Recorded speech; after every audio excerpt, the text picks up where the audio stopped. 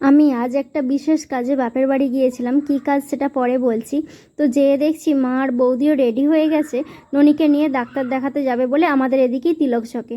তো আর কি করা যাবে, আমি সত্যি জানতাম না আজকে ডাক্তার দেখাতে আসছে বলে। তো আমিও গেলাম, কাজটাও হলো না, ওদের সঙ্গেই আবার ব্যাগে ফিরে চলে আসছি।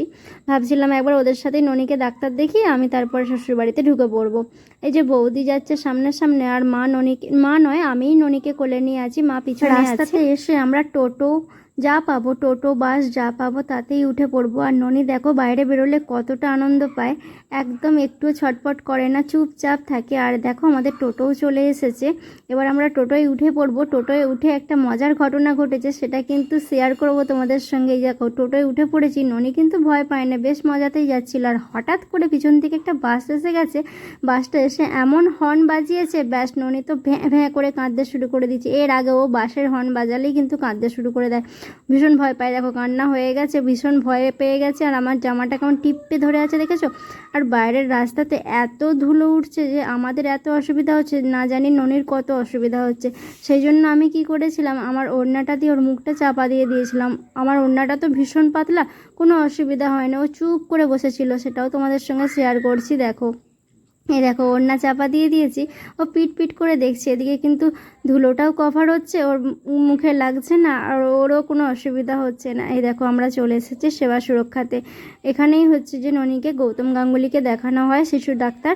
ওখানে গিয়ে দেখলাম অনেক পেশেন্ট আছে, আর সবাই শিশু ডাক্তারকে দেখাতে এসেছে। ভীষণ ভিড়, ডাক্তারবাবু আসতে একটু লেট করেছিল। আর এখানে বৌদি দাঁড়িয়ে আছে, আর আমাদের ননিকে একটা ভাই কোলে নিয়েছে। দেখো আসতেই ননিকে কোলে নিয়েছে, আর ভাইটা খুব ওকে আদর করছিল।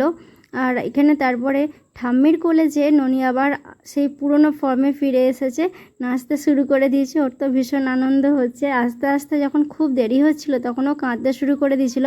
আর আমাদের ননি তো সবসময় আঙুল খায়, সেই জন্য মা ওর হাতটা ভালো করে পরিষ্কার করে দিচ্ছিল রুমাল দিয়ে, কারণ চুল টুল থাকতেই পারে। ও এখন আবার চুলের মুঠি ধরা শিখেছে, যেই কোলে নেয় তারই চুলের মুঠি ধরে। আর এখানে সবারই কোলে একবার করে যাচ্ছিল, আমার কোলেও বসেছিল। তারপরে কিছুক্ষণ পরে ডাক্তারবাবু চলে এসেছিলেন। এবার ননির আর বৌদির একসঙ্গে ওয়েট মেশিনে ওয়েট করা হলো, দুজনের একসাথে 65 কিলোর মতো হয়েছে। আর তারপরে ননিকে বাদ দিয়ে বৌদির হয়েছে 58 কিলোর মতো ওয়েট।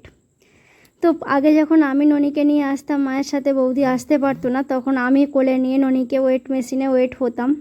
আর এখন বৌদিকে বললাম আমি তো মাঝে মাঝেই হতে পারি, কারণ আমার দোকানে শ্বশুরমশাইয়ের একটা ওয়েট মেশিন আছে, ধানের মেশিন। কিন্তু এখানে বৌদি হয়ে গেল, কারণ বৌদির সব সময় হয় না ওজনটা মাপা। ডাক্তার দেখানো হয়ে গেছে, প্রেসক্রিপশান দিয়ে দিয়েছে, আগের ওষুধই চলবে, তার সাথে একটা ওষুধ এক্সট্রা দিয়েছে। তারপরে আমরা ওখান থেকে বেরিয়ে পড়েছি। এবার মাকে আর বৌদিকে বললাম তোমরা কিন্তু বাসে করে যাবে, কারণ টোটোতে ভীষণ ঝাঁকুনি হয়, রাস্তা তো খারাপ। আর আমি ওখান থেকে তো আমার শ্বশুরবাড়ির দোকানটা, মানে আমার বরের দোকানটা খুব কাছে, আমি হেঁটে হেঁটেই চলে এসেছিলাম। আর ওদেরকে বললাম বাসে করে যাবে। ভিডিওটা কেমন লাগলো অবশ্যই জানিও।